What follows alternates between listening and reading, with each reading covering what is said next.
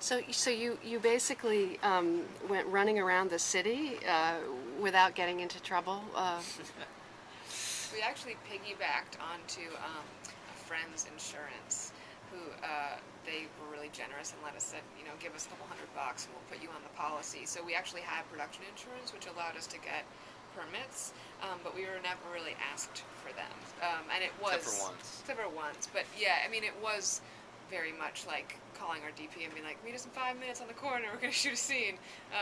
Because the crew is, like, we only had, on average, like 4 or 5 people. So it was very renegade, going out and shooting, and people in the background were real New Yorkers. But you didn't want it to look like it was handheld. A conscious decision not to make it look like it wasn't lit and it was handheld. Because I think that the aesthetic for handheld digital filmmaking has become some sort of norm that I think it's lazy in many ways, and has in a lot of ways lost the art of, I don't know, filmmaking. So you wanted setups, you wanted over-the-shoulder shots. I mean, of course there's something to be said for handheld when it's beautiful, and you look at Cassavetes or Lars von Trier's movies. I mean, but they're Blue Valentine, the new movie with Ryan Gosling that just came out, or the Dardenne brothers movies. I mean, they're shot beautifully, and they work in those ways.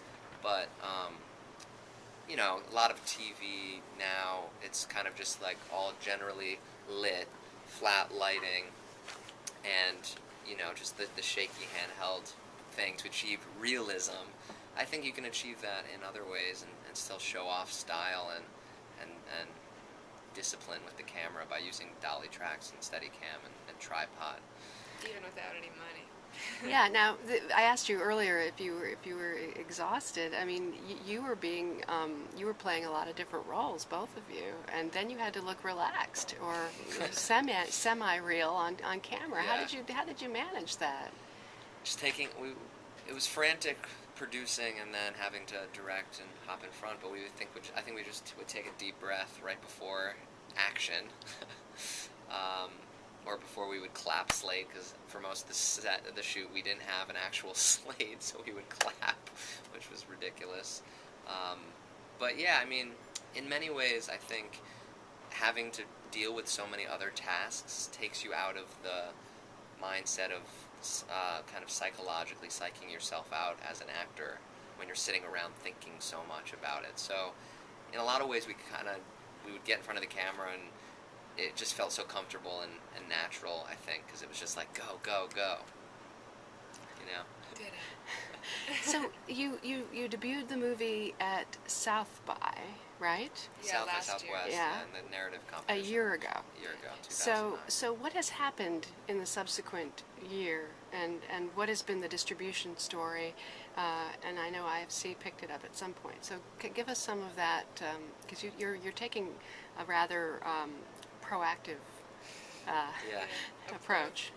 Well, IFC saw it at South by, and almost immediately after the discussion started about them purchasing the rights to the film, but they wanted to just do a video on demand release, and we were very adamant that this film deserved a theatrical release, which I'm sure most filmmakers are, but we approached it with a really detailed and specific marketing strategy that we had laid out, and we basically said, if you won't do it, we will, and we put their entire advance for the VOD into the marketing for the theatrical, and we headed it creatively, just the two of us.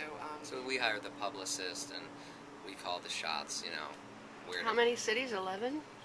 No, it's only 6 cities right now, but hopefully we'll expand if we continue to do as well as we did last weekend. Tell us how you did last weekend. Last weekend, we were number 2 per screen average in the country, right after Clash of the Titans, which was pretty awesome. Because you were in how many theaters? Because we were in one theater. Yeah, that's still a nice stat to boast about, and you look happy with the results. Well, I think IFC is thrilled. I think they really didn't anticipate the sort of numbers that we're pulling in, and that So yeah, so I think the discussion is yet to be seen, but we have to discuss if it does well this weekend, if it would be released wider, which would be great. But I think a lot of people have been kind of craving a love story that feels a little bit more genuine, that they can relate to right now. So I think that has something to do with it, in addition to the marketing. Of course, we've done these viral videos on funnyordie.com, like the rap. Where did you come up with rap that video. idea? Zoe came up with it, actually. Yeah, I thought it'd be really funny to do a rap video for the movie to promote it, and so I wrote it, and then we approached Olivia about doing it, Olivia Thirlby, who's in the film, and so then we did that, and then it just spawned. I kept writing. I mean, Daryl then would direct them, and we'd collaborate on the editing process. He edited them too, but a lot of the film, those videos are in the editing because they're all green screen. But Zoe wrote the very funny lines in the rap video and all the other ones. Yeah, so there's like a reggae video and a number of other videos. But they've been, some of the film bloggers have picked up on them. I mean, they haven't gone super viral, which we'd love for it to go into the hundreds of thousands, but right now it's kind of in the low thousands. But still, I mean, it's gotten people excited about it on Facebook and stuff, and we've been doing the Facebook and the Twitter thing, and we've been touring too, just like going to so many colleges and just as many word of mouth screenings as we can do, even if it's just for 8 people. It's like, but targeting every little bit helps. Targeting the demographics for this movie, you know, which I think is a bit more unconventional than what a bigger distributor might do. Whereas we went after the college Hillels for the Jewish community, and then, you know, we went after like the polyamorous, you know, single community and the young 20-something college community. So we tried to hit film schools and acting schools. film schools, acting.